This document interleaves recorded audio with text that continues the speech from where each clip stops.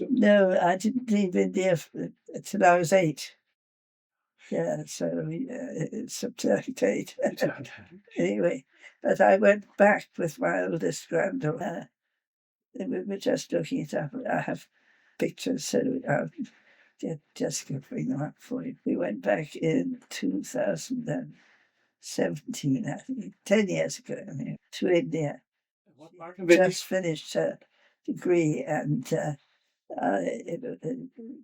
was in touch with some Indian people, and I've had a week or what I Adam carry. They bring people in for dinner. Sometimes you all have to attend evening meal, but the rest of the day is yours. Anyway, this Indian was sitting beside me, and somebody was doing something about it or something. And in Indian I turned and I said to him, "Are you an Indian from London or from India?" He said, "Oh, from India. I live in New Delhi." We got talking, and I was saying that I'd love to go back, but it's difficult to know where to go. Then the next time there was a break, he said, "I've been thinking about you, and I have a great friend who is setting up an art centre in the province where your father worked." I give an email, so anyway, we got in touch with this art centre, which is lovely. And after I'd more or less ended the tour by going to where I lived when I was little girl, we found the house and everything. I booked for 2 weeks at the art centre, and Maureen, for 4 days, she was going on to do her world tours. And she was eating a school friend in Perth and then going on. So we both went to this lovely art econ. So anyway, that sort of had encouraged us to take the trip, and so I got a sort of specialist in holidays in India, and they send you a sort of checklist what you want to actually see. Do you want to do wildlife, or do you want to do palaces, or do you want to do people and history? I said, people, history, and myth. And so we got wonderful guides in all the places we went to. And the company themselves were on call 24 hours a day. It was amazing. I mean, you felt that it was expensive, but it was worth it because we didn't waste any time trying to find out how to get to places. It was all organised for you, so we had wonderful time. It was called but I love pictures. First, the sort of big pictures I saw really was when my mother dumped me at this convent where there were these white dressed nuns. They were French nuns, and this nun sat me on her knee, and she had this huge book of holy pictures, and she was talking about the stories. So I learned French without realizing. And I also was mad about the pictures, because a lot of them were known classical painters. And so then when we were eventually back, it took quite a long time because I was sent to school for a little while, about a year, Switzerland, to get used to the climate. And so my parents were able to go and find a house. So anyhow, when we eventually got to Delgany, where I grew up, my mother discovered that I really had no travelling education at all. So she got a live-in governess, but she was great at English grammar and maths and things, but not general education. So my mother signed up to this Parents' Educational Union. And they sent all the stuff you needed, books and everything. And they sent a pack of 8 better prints of old master said, and they changed it every sort of trimester, and they were all really known old masters, and they said just put these flat on the table in front of the child first thing in the morning, and don't comment, leave the child to look at them in depth for 15 minutes, then take them away and do this every morning. And so that's where I started to really learn, because I was seeing the way it worked, because there was no distraction of colour. You had just looked at the pattern that the picture made and the way different parts of it sort of related to other parts. So I was learning sort of something classical without realizing. Yeah, so that was lovely. So we had a sort of tissue then.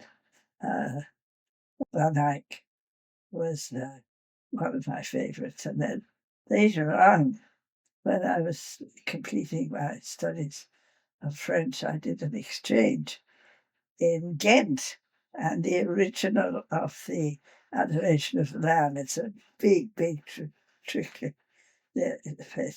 Big was there in the church just up the road, and you could go right up to it.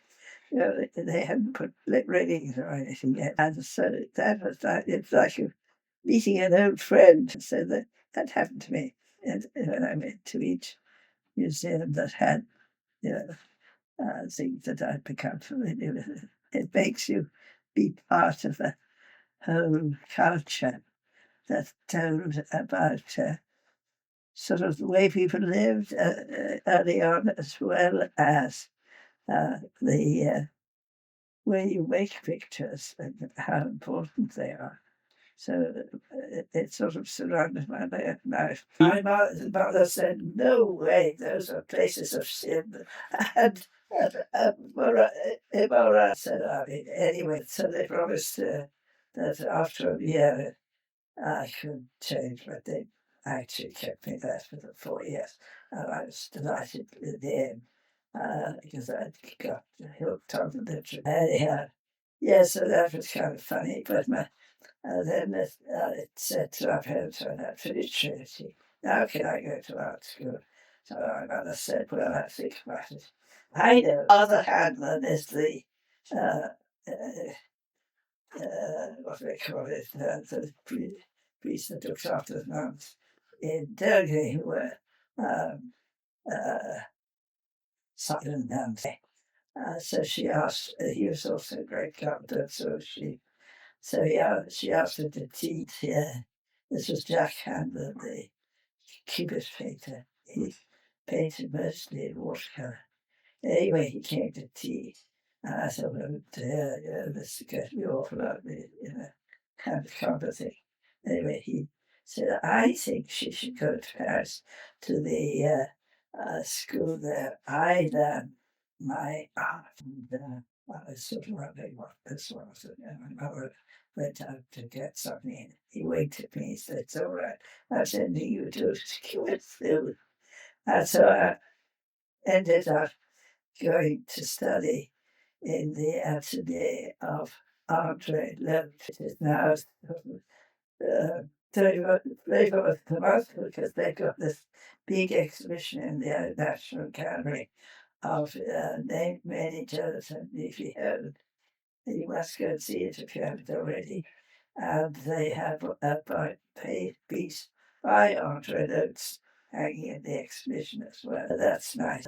So that's what I did. I went for the summer to rest, and then I again went for 2 other years. So I did 3 years of summer semester. And gosh, you learned a lot. I've actually just made a little program, a Zoom program. But I have a friend who is our friend, and she came over and she said, the only way we can do this is for me to interview you and look at my voice. And I said, "Look, it's a bit dead if we don't have pictures." So I said, "Well, I'd pull out images of the ones that I did working there or that were deeply influenced by his theory." So that's what my Zoom program is. But it's 40 minutes long, so I haven't got my phone. And it's in French because he never spoke English and I French to French. So I now probably need to get sort of subtitles or something like that. But Mano has a diploma in Photoshop. He managed, she has studied everything she could. And so I haven't managed that yet. When I started studying at home and living at home all the time, I used to, my mother was very old fashioned. You know, daughters were supposed to be able to draw and dance and social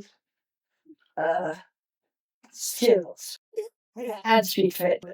I was brought up not with all those things. I hated the dancing dance because it wasn't ballet. It was street dancing. You had to go. And anyway, so it suited my mother to go to Dublin once a week. And Tuesday was the day she wanted to go. Many German took students as well, but she taught on Wednesdays. So I got William Davidson, who was much more classic. It was a very uh, visual kind of way that she taught. She would put her still life together and so she'd get you to know it. And then she'd come and look at it and she said, "Well, look at this jug and that bowl. Room for the bowl behind the jug." And I said, "Why?" She said, "Well, we haven't shown where the fattest bit of the bowl will come in those sticking out from the cider." So I don't have draw space. So she got you to start something and then she showed you how to rectify whatever was not working. So you never forgot it because it's something you had done and you had kind of put together yourself. So it stayed in your memory. So I had a wonderful grounding in drawing. And I had studied etching as part of the teacher training. I was taught by what was called Little John Kelly. There was Big John Kelly, who was the godson, John Kelly was printmaker, and he was wonderful. So I was fascinated by the etching. I loved the feeling that you were getting something from a thing that was tactile. And I loved the idea that you were digging it out of the copper. As well as that, I realized that working in the house, when you paint, you always think, we all had a day off from teaching. And I always used it for my own work, which is what it was supposed to be. And anyhow, you realize that there's no one to be done or whatever. And I'm interrupted. So I joined the Black Church where first of all, I joined the graphic studio, which was then in a Hobart Street. And anyway, I transferred because to Black Church when it started, because it suited me better. I could get to it, and another one had moved to the Keys. Anyway, yes, so for years I was a member of Black Church, and it meant that I could go off in the evenings and I could let myself in because we all had keys. Then I had all my day off to work there, and I said to my head of faculty, "I am not coming to any meetings if you have them on the Thursday when the two students are at art history, because it is officially my day for working. So she had to honour that. So I had a whole day in the studio to work, so that actually took a bigger part of my life. And I had a show and things. In South Ann Street, there's a little, there was a little gallery there. I don't remember the name of the gallery.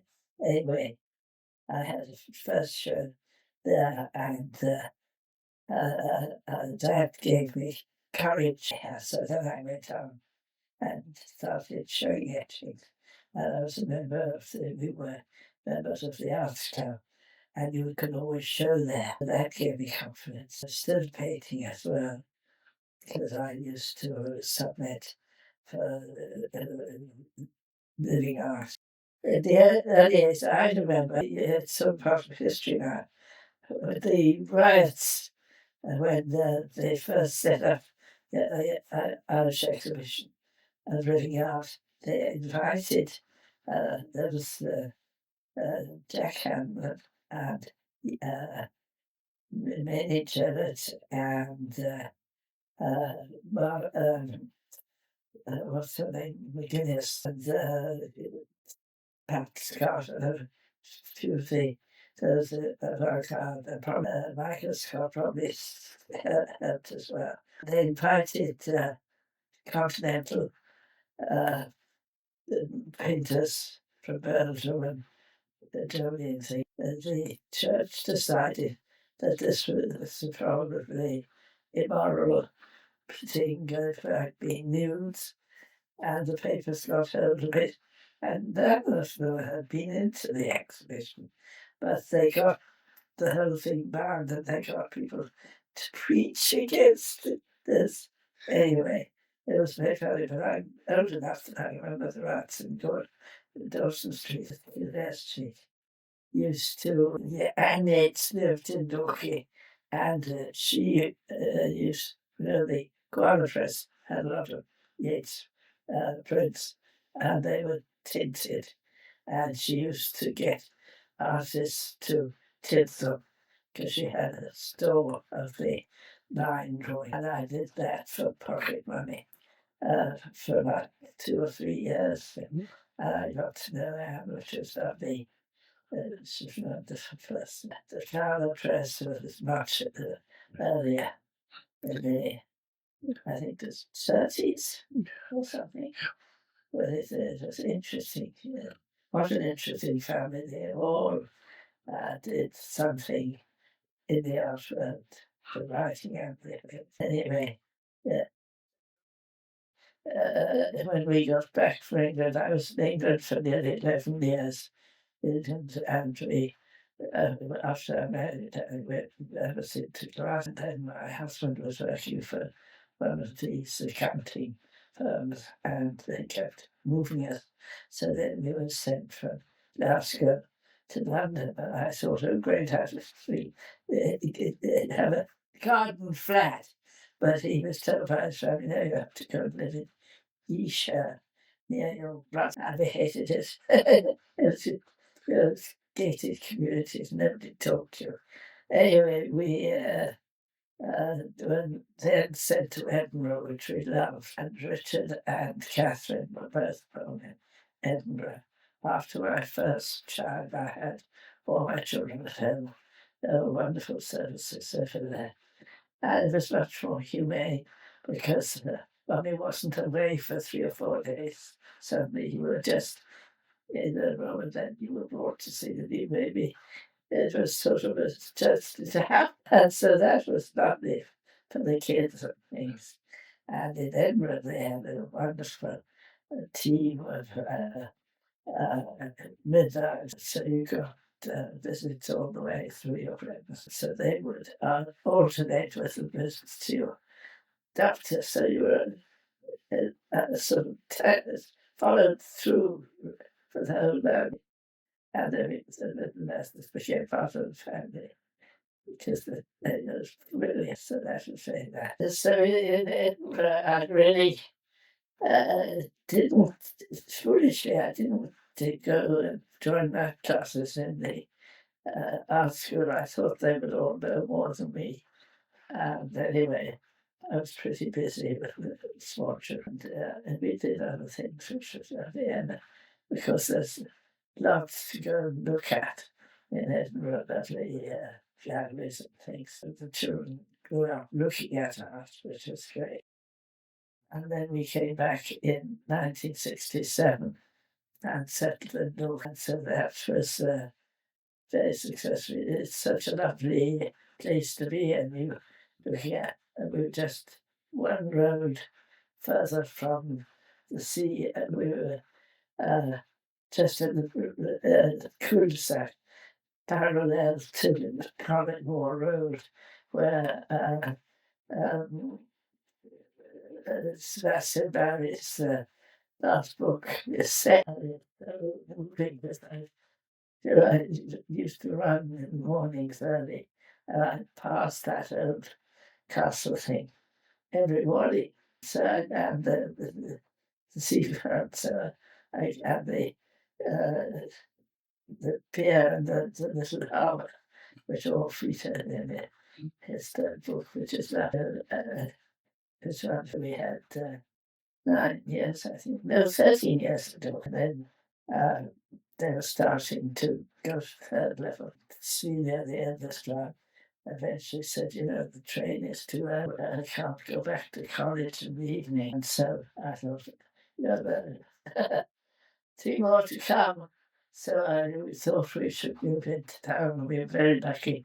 We found a house in Pembroke Lane, which is just parallel to Pembroke Road.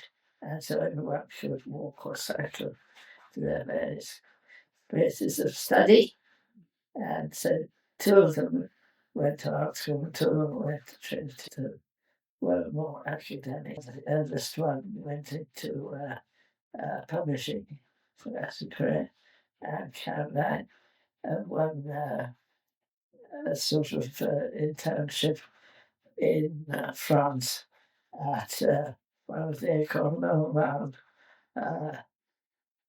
postgraduate schools called Cashel, just on the edges of town. They wanted her to develop a sort of drama study group because she was very interested in production, stage production.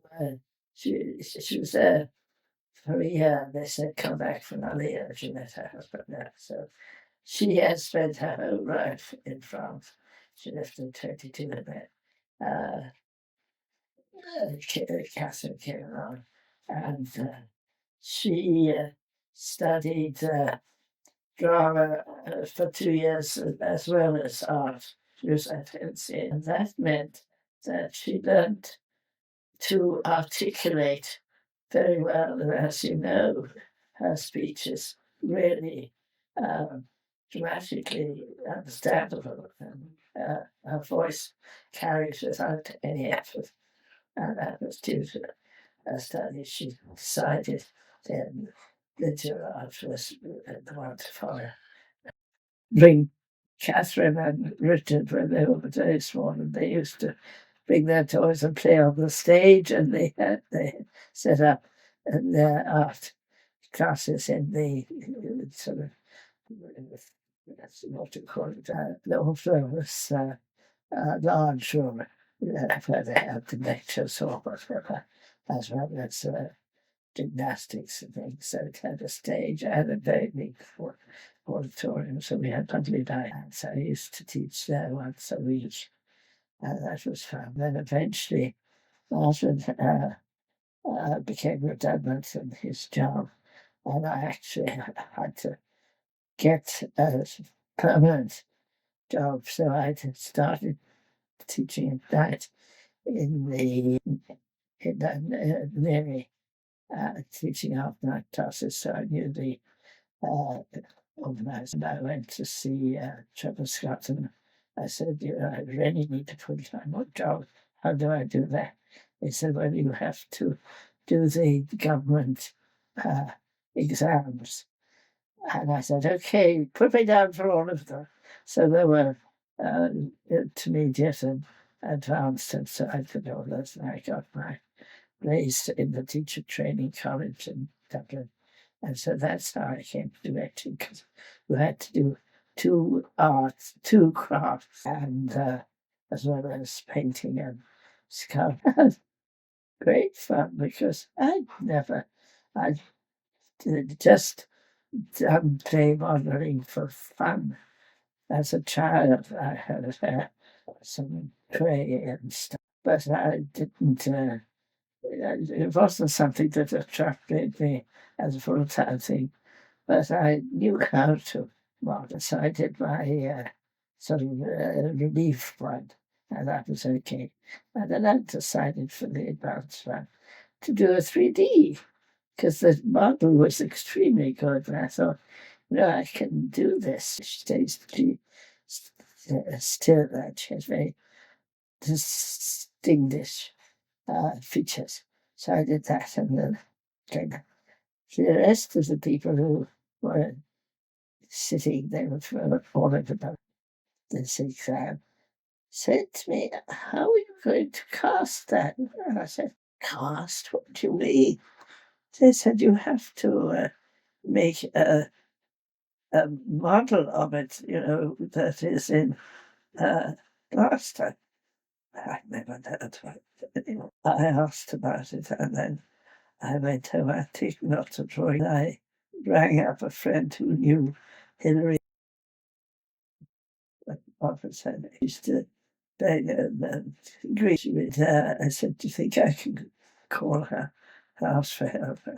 Her friend said yes, so I called her and I explained my problem. She said, "I do." She said, I spoke as voice. She said, "I do think you have a problem. You better come and see me." So she met me on the steps with a big glass of whiskey, brought me in, and she said, "Now, I'll tell you exactly what to do. Don't question it, just do it." And so she told me from scratch how to prepare the 3D. She said, "Take some beer cans and cut them up and stick the tin foil, that's a tin thing, in all round. And then as you're building up the clay round your marble, stick in bits of fabric.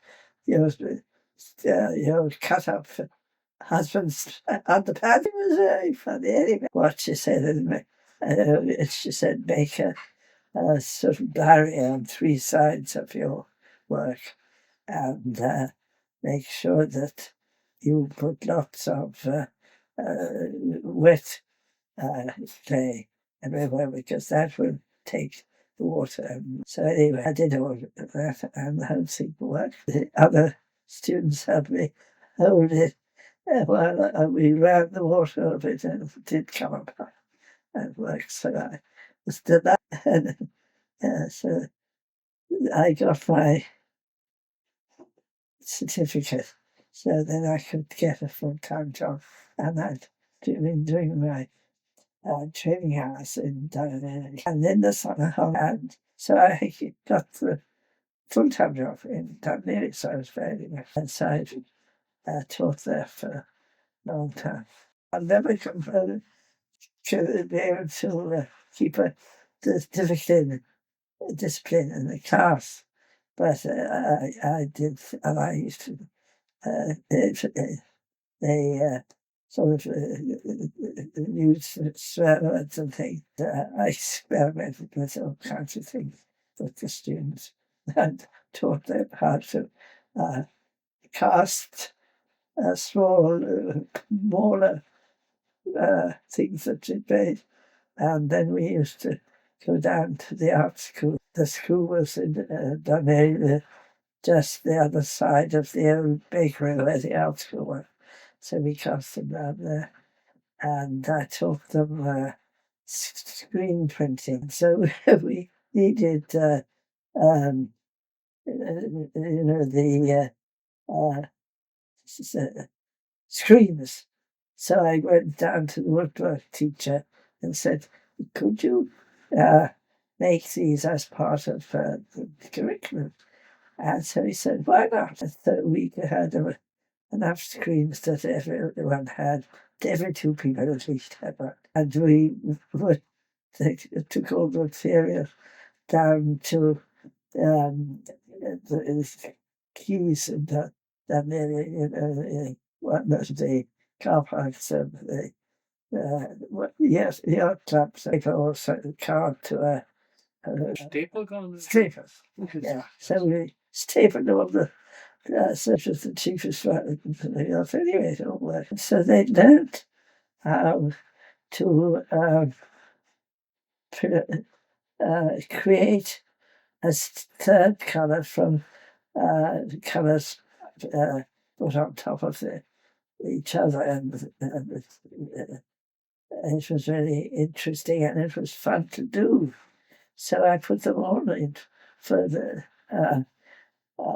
honours art in Leaving Cert, and they really did awfully well. And one of them came back to me after we left school and he said, I went for a job with a paint company, and because I understood how colour works, I got the job, and that's thanks to the classes. It's nice to get that. So anyway, so I was nearly 10 years of teaching in Dunleary because I taught in the ordinary Turk from the first year to 6th year, and then I moved to the art school and taught art history for 5 years.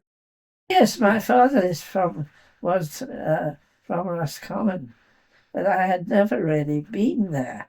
And when he died, I said to Rodney, my husband, you should try and explore. And so we wrote to friends who were then in England to send us ads in the Irish Times, and we chose a farmhouse holiday with people called Coin in Moya, and we went back because the kids had so much fun. So we came over Armstrong down to my yard, and we went back to her about 5 years in a row. And so then we discovered this bit of the peninsula. I had given Rodney as a Christmas present a very small, sort of wasn't even fiberglass, it was plastic little boat we could put on the top of the car. He discovered sea angling that he got hooked. That's how we eventually came in to this particular, and we'd rent a house or whatever. And Rodney liked to talk to the fishermen and everybody in the pub and learn about the marks, because they didn't read charts. They knew the marks to go to where there was good deep water and there were no rocks, hidden rocks and things. So he learned all that. And we were totally wet and slept in the winter to see where my father's home had been. Yes, and then a friend of Rodney's called him and said, the OPW is selling one of the little dwelling houses in the Coast Guard station. You should buy it. There's a group up there, and he was saying, we found the sort of wooden remains of house building there as well. And said if the tribal tree lived there, he was high up, so he could see enemies come. He had the lake for fresh water fish. He had deer and all sorts of meat sources. He could roast wheat or whatever. So he was completely self-sufficient. Fascinating thought. All of them, all of the prehistoric remains are very human to me. And then I got interested also in the sea and Richard Murphy's poetry. And we took up sailing because the girls and I were sort of left on the beach, and so we bought a mirror dinghy. It's a smaller sailing, but we didn't know how to sail or anything. But Caroline, my middle daughter, and I went down to Greystones and got a lesson from the guy who advertised the dinghy in the Irish Times, and it was out for half an hour. I said, "That's how we do it." And we sort of said, "Oh, yes." So he taught us how to, basics of how to sail. And I mean, one day he said, "You just have enough knowledge not to drown." And he pushed us off from the sand just down here.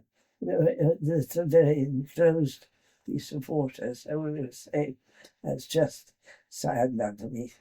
Surprise when you lift the first print. Yes, there is. Yes, you have become very close to your all. I used both copper and steel before I came to Connemara, and then I had to give up the steel because it rusts when you come along. Yeah, anyway, I have a couple of big pieces that were on steel. It gives a quite different texture to the print. Yes, nice. And then I use aluminium for dry point. Dry point doesn't go into the acid at any time. You can only make short additions because it does flatten, because the ink sticks not only into the groove, but you're turning over like a ploughshare the metal, so the turned over metal gives a soft edge to your line, and that is very important. It gives a sort of slightly magic element to dry point as compared to etching, which all the metal is eaten away by the off acid. Yes, the actual process. The first one happened almost by mistake, that Richard had started the wood turning, and he was doing very small pieces, and one or two he already started laying colour inside. They were small, only remember there were shelves on that in that shop. He had the birds in the window brought people in, and so then we said, "Well, that was producing these lovely drawings and painting." Her drawing was so interesting that she also made a couple of prints with me, but she doesn't really relate to it. She said it's too much process. Likes to do something much more immediate. But anyway, she had these pieces, and so we all exhibited together, which was great fun. It's one of John Meehan's sculptures. They cast different sizes of them for the awards that year in Galway. And I got the main award, so many inches bigger than the sort of other awards. That was marvelous, so generous. Sent in list of names of people who'd like to have come. I remember we went into the hall of the hotel where the show was happening there. I met one of my first cousins from Dublin. I said, "What are you doing here?" And she said, "You've been invited. You invited us." So I didn't know who was coming. So that was lovely. And they had lots of people talking when they eventually came to food. It was very good. And you met people from other disciplines, which was magic. Yes, absolutely. That's what I have a friend who's multi-talented. Anyway, she says that's what she always thinks of when she thinks of me. She said, "You always say that it's not worth doing if it isn't fun." You have to enjoy what you're making, otherwise it's so I think it's transfers to your work. Yes, you see some very lugubrious work every now and then. It's awfully well done, but it doesn't pull you in. I mean, even though they're sort of very serious, the images of prehistoric religion and things, they are also enjoyable because they become something that's live in a landscape. And I think that is wonderful. Oh, yes, it is, as far as I'm concerned. And I mean, printmaking has brought me to know people I would never have come across afterwards. And printmakers are generous. They're excited to tell somebody when they find a new way of doing something, whereas painters want to be exclusive, so that's not such a social thing. Yes, in Clifton, they're going to make us, the Action Group, the invited exhibition of the year, and I will be 100. So I wish I were, because I'm very fond of Michael D, and I've always been a good neighbour, so I used to um, canvas for him round here. He was so closely associated with Catherine's husband. And when he was being made representative of the formal thing, the castle, he got in touch with Catherine, and the minder, Frank at the time, could bring, he was shown where to put the wheelchair so that he could see all the stages of the ceremony. Yes, well, Richard, I didn't know that he was gifted at all. I suddenly went into his bedroom, and here were these miniature plasticine figures in pertinent detail, and they were all of the characters in the Marvel magazine, the Marvel sort of characters. They're amazing. And so I thought, gosh, this guy can draw it in 3D, as it were. And so he was dyslexic. That school seemed a good idea. Anyway, he went to the tech in, it's on the way to the airport. Anyway, they were sort of making people ready to do portfolios. So he was there for a year and he loved it. And so then he applied and he went to NCAD for the first year. And then they have to choose. He wanted to do film eventually, so he went to Dundee. I said to him, I think it might be not a good idea because I left Dundee because they were threatening to censor what I was teaching. I'd been told I had to submit everything to the director. I thought, this is not. That's how I looked for a job, and that's how I came to join the educational faculty at NCAD.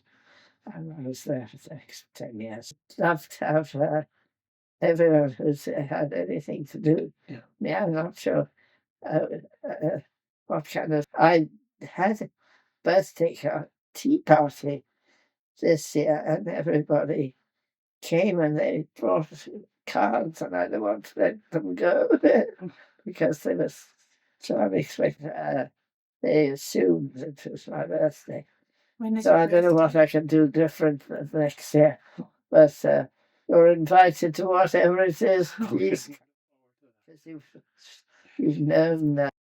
And they said that he liked getting appreciative letters, and that he very often and that his theory was if somebody took the